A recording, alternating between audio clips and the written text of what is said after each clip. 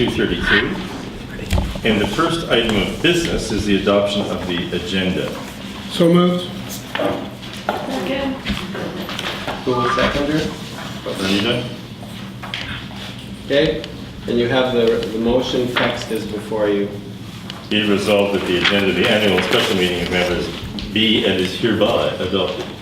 All those in favor, please signify their agreement. Contrary minded? Abstentions? Carried. It's a reminder that only those who are members can vote.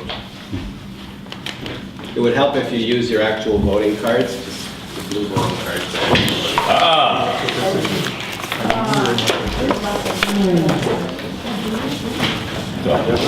Well, you got a package here. Yeah. The chairman will get his voting card. Did you? Sorry? Oh, sure. Are you crying already? No, but just a minute. No. Oh. Here. I reached for the card and maybe. Already now. Item the third, minutes of 2015 annual and special meeting of members, April 17th, 2015. Proposed resolution. So moved. You can tell he's a planner. No. Sandiford, second for the motion, please. Lynn Hamilton. And, okay, so that the minutes of last year's annual general meeting be adopted. All those in favor, please signify your assent. Aye. Thank you. Contrary minded? Abstentions? Carried. The chairman's report. Since I'm the chairman, I have to say something. Under the supreme political direction of this group and the extremely helpful legal advice of Mr. Tassett, we have managed to get through the year quite reasonably. From my point of view, the biggest things that we face in terms of legislative challenge, I'll say the biggest thing has been the Quebec gambling legislation, which essentially threatens to build the giant firewall of Quebec to preserve a local provincial monopoly. Well, more has been said about this and more shall be said about this, but it directly impacts internet service providers as well as legitimate gambling establishments in the attempt to block access to those gambling sites not authorized by the Lotto Quebec. More will happen on this. This issue is just unfolding. We also filed a letter of intervention with the Department of Industry in relation to Bell's appeal of a CRTC decision in relation to resale of wired and wireless. We basic approach was polite, but we thought that Bell was trying to roll a newcomer government into this issue, and we wanted them to leave the decision alone. Those, I think, are the really significant official acts that we have taken. In the meantime, we have Glenn McKnight to thank for the maintenance of our website, frequently under attack by forces of malice and evil. We have a board that has been reasonably diligent in the execution of its duties, and I want to thank them all. I want to thank particularly the retiring ones, which is John Stonier. John, thank you.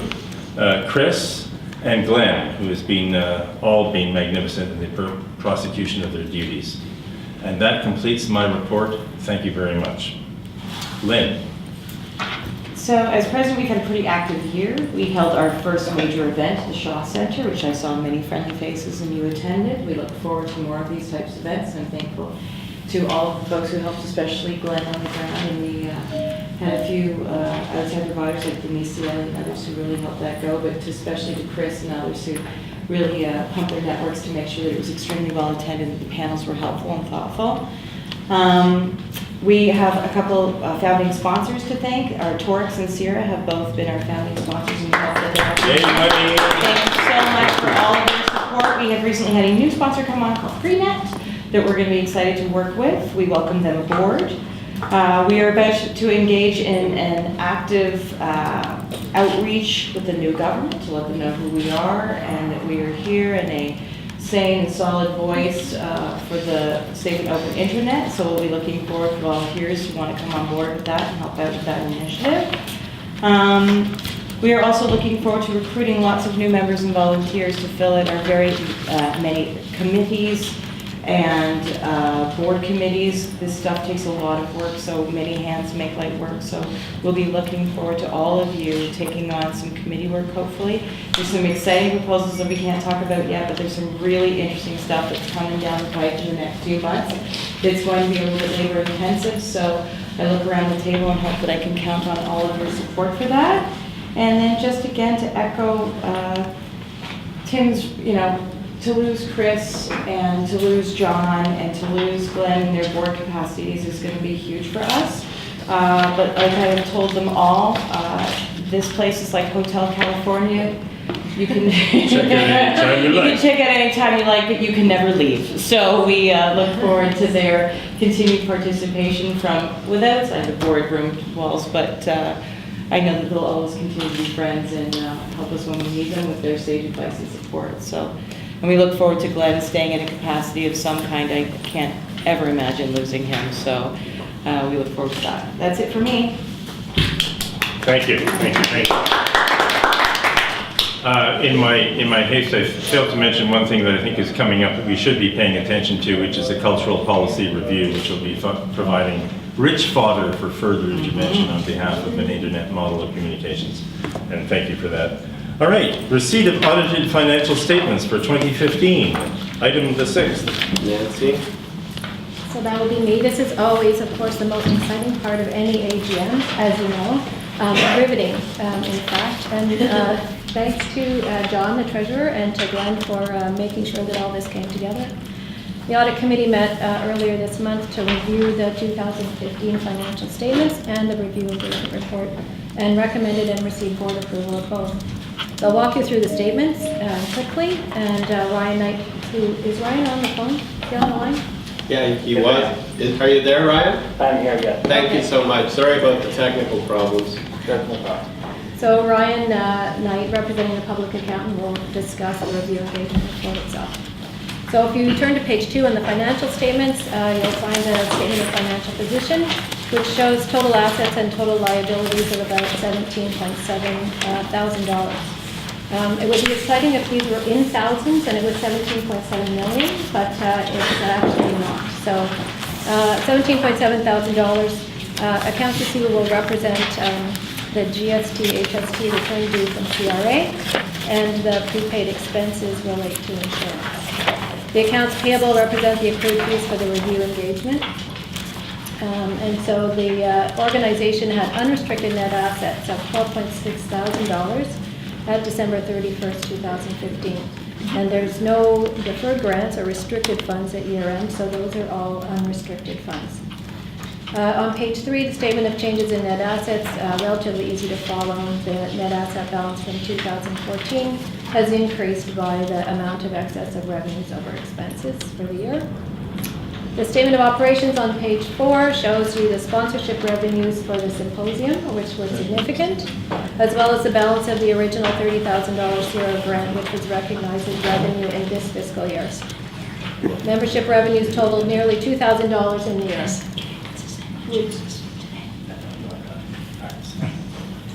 A significant increase over the previous year. On the expense side, you'll see either symposium expenses or operating expenses, which are all pretty self-explanatory. The note, I guess, that we heard from the treasurer is that there are ongoing expenses for the operation of the organization for which there are no offsetting recurring revenues. So, to this point, we're looking for volunteers to help increase the revenues. The statement of cash flows on page 5 is the most exciting report to prepare, as any accountant knows, and the hardest to explain. Essentially, it explains where the cash came from and where it went to over the course of the year. The statements are supported by the notes following the statements. And unless there's questions, this concludes the report of the audit committee. Are we in trouble? No. Good. John, do you have anything to add? No, the only thing, Nancy's covered it well, but just to take we made a lot of money on the events last year that contributed almost to $10,000 worth of net cash flow, of which, and the other thing to note is that we drew down $13,000 from the fund. So there wasn't cash actually coming into the organization. So we need to just be sure of the bottom line. Continued activities and sponsored events where we make money is a great way to bring money in, but the overheads, the ongoing overheads of the organization do need to be looked at and make sure that we have sufficient cash flow for that. That's my only comment. Thank you, John. Ryan? Yeah, so I can start by just saying it's a little bit hard to hear at this end, and so if there's any questions, I'll need you to speak right into the microphone. And actually, I should ask, before I get started, just whether everyone can hear me all right. Yeah, we can all hear you very well, thank you. Oh, great, okay. So I was on a call last year at an AGM, and I spoke for about 5 minutes, and then when I stopped speaking, I said, you're going to have to repeat all of that. And so, okay, so I'm glad everyone can hear me. So I'm Ryan Knight from Campbell Wallace Chartered Accountants. So we've been engaged in, to provide a report on the financial statements. It's called a review engagement report. We're commonly referred to as auditors. I should make it clear that we haven't performed an audit of Iscc's financial statements. We performed a review engagement, which has some similarities but also some differences. Both are trying to achieve a common goal of providing the readers assurances that financial statements are accurate and in accordance with accounting standards. It's just the procedures of what we do to get to those are quite different and less onerous at a review engagement than under an audit. And that's one important distinction. So the results of our report are on page 1, which is called the review engagement report. And essentially what that report says is we refer to this as an unqualified opinion, meaning that the financial statements of Iscc are in line with the standard accounting principles, subject to no qualifications. And so there's nothing that caused us to stray from a clean opinion. So that's all good news. As part of our review, we cross and we question about controls of the organization and things like that, and there's been nothing that we've raised with management of any significant concern, and management has agreed to record the so-called assessing entries and so on, and so no concerns to be raised at that end either. The only discussion point that I think came up was the HSC receivable and a question of whether or not this is accessible to CRA's standards. I don't know if that's the right word to use. The question of whether or not Iscc can be claiming the HSC incurred on its expenses, given that the majority of its revenues are not subject to HST. So you're not collecting HST when it comes in. Do you have the ability to claim HST on the expenses you paid going out? And so we did raise that question in a letter, and I believe, from a comment from Glenn, I believe that the CRA has contacted someone from the organization, possibly Glenn, in this regard, but I'm not sure where it stands going forward. So that is It was approved, Ryan. Our return was assessed as submitted. Okay, great. Great. Okay, so that's good news, and that's good strength. So there is a just over $2,000 receivable on the books in relation to that. So that's comforting. And so, outside of that, there's not a lot of further comments I need to make. The financial statements are quite consistent with the prior year. There is no significant changes in the notes identified in the financial statements or anything that I feel that I should draw to your attention. So, questions, but I can adhere. Any questions for Ryan? Just a comment here, the GS or the HST refund was received and deposited into our account on April 12th. Fantastic. That's great. All right then. Thank you, Ryan. Thank you. Am I okay to leave the call now? Yes. Yes. Okay, sir. Okay, thanks everyone. We appreciate the continued business. Thank you very much. Thanks, Ryan. Take care. Okay, we now have the proposed resolution. Be it resolved that the 2015 financial statements of the corporation are hereby received by the voting members of the corporation. Evan, moved. Who's second? Sam? All those in favor? Please indicate. Contrary minded? It's not, it's withhold, actually. Whatever. I have one withhold by proxy. You have a withhold by proxy. Which means what? Their approval is Well, withheld? they just didn't know enough. They joined late and they weren't comfortable voting without knowing, so they just withheld their vote. Okay. All right, that passes. Thank you very much. 7, appointment of the public accountant, John Stonier. Your call. Yes, the proposed resolution, I guess we need a mover and seconder. I will move. Any second for the proposition?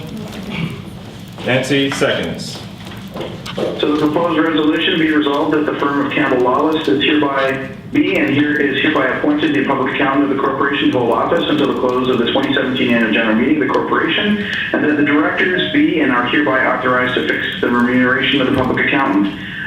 Just a little bit of discussion. Campbell Lawless has just completed their third year of financial review, and I recommend that we continue them as a professional and competent firm to do this work.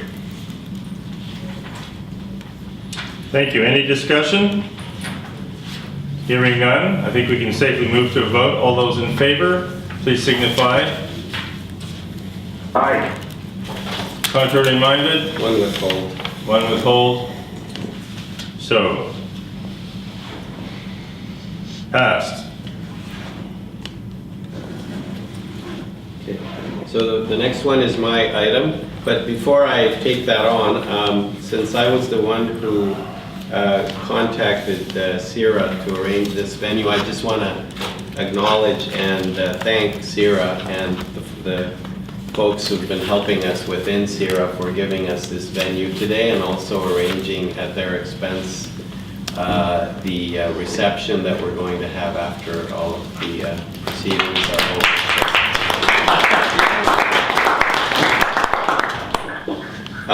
Okay, nominating committee report.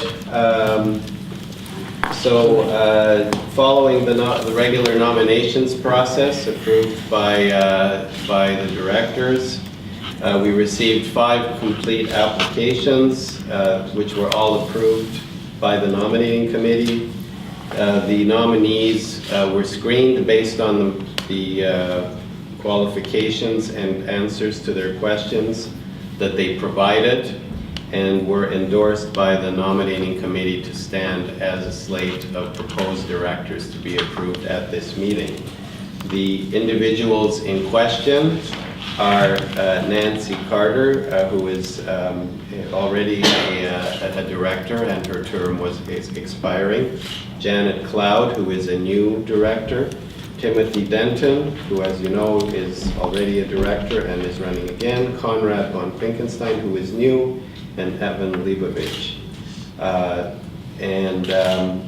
So in order to make this process as efficient as possible, I'm going to move that nominations for the elections of directors are open. Second. So I will then now also propose the following resolution. I will move that the following individuals be and are hereby nominated to hold office as directors of the corporation, with each such nominee to hold office as a director for a term commencing at the conclusion of this meeting and ending at the conclusion of the 2008 annual meeting of members, subject to the provisions of the general bylaws of the corporation. Seconder, please. Second. Thank you. And the individuals, are Nancy Carter, Janet Cloud, Timothy Denton, Conrad von Finkenstein, and Evan Leibovich. Are there any other nominations for director? Hearing none, I will move that nominations be closed. Second. All those in favor? All right.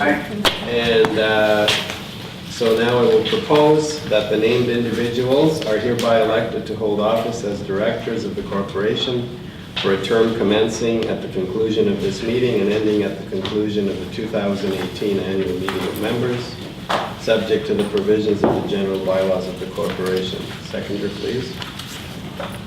Lynn? Okay. All those in favor?